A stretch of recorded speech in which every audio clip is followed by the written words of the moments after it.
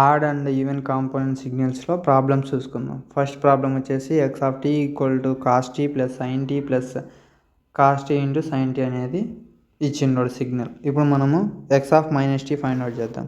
ఇప్పుడు ఇక్కడ చూసుకుంటే cos of minus theta equal to cos theta, అలానే cos sine of minus theta minus sine theta. ఈ రెండు ప్రాబ్లమ్స్ వచ్చే వీళ్ళు ఇచ్చిన సిగ్నల్స్ అనేవి విత్ ఇన్ సెకండ్స్లో సాల్వ్ చేయొచ్చు. ఇప్పుడు కాస్ ఉంటే కాస్ టీటానే వస్తుంది, అలానే ఒకవేళ సైన్ మైనస్ టీటా చేస్తే మైనస్ సైన్ టీటా వస్తుంది. ఓకేనా.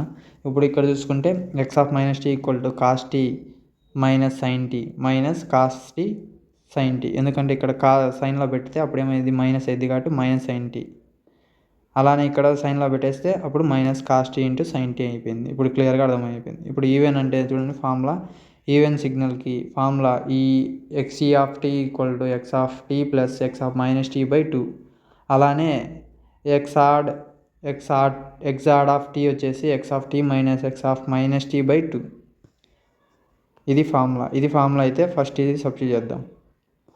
సబ్స్టిట్యూట్ చేసిన ప్లస్ నెక్స్ట్ ఇది సబ్స్టిట్యూట్ చేసి బై 2, ఈ ఫార్ములా ప్రకారం సబ్స్టిట్యూట్ చేసిన. ఇప్పుడు ఇక్కడ చూసుకుంటే ఇది cancel, minus sine tea plus sine t cancel, ఇంకేం మిగులుతుంది 2 కాస్ టీ బై 2 మిగులుతుంది. 2 క్యాన్సల్ అయిపోతే ఎక్స్ ఆఫ్ ఈ టీ వచ్చేసి కాస్ టీ అయింది, అలానే ఎక్స్ ఆఫ్ ఆర్ టీ వచ్చేసి ఇది కదా ఫార్ములా సబ్స్టిట్యూట్ చేసిన, ఇది క్యాన్సల్ అయిపోయింది. నెక్స్ట్ ఏం మిగిలింది 2 sine tea plus 2 cos tea into sine t అయింది. రెండు దాంట్లో 2 కామన్ తీస్తే 2 సైన్ టీ కామన్ తీస్తే 1 plus cos T by 2, 2 cancel అయిపోయింది. ఇంక అప్పుడేం మిగిలింది sine T into 1 plus cos T అనేది మిగిలింది. This is the odd component.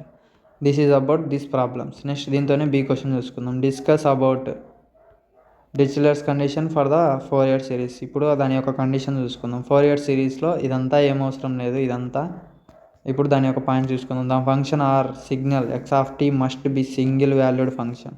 ఆ ఫంక్షన్ అనేది కన్ఫామ్గా సింగిల్ వాల్యూస్లో ఉండాలి.